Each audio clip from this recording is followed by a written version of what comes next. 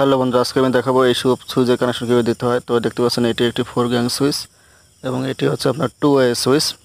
তো এই সুইচে কানেকশন করতে হলে প্রথমে আপনাকে L1 L2 এবং L3 L4 এই 4টি টার্মিনাল শর্ট করতে হবে, কমন করতে হবে আর কি। এটি আপনার ফেজ ইনপুট হিসেবে ব্যবহৃত হবে। তো এটি হচ্ছে ফেজ ইনপুট। এরপরে এই সুইচ থেকে যে আউটপুট হবে, অর্থাৎ লাইট অথবা ফ্যানে যে কানেকশন যাবে,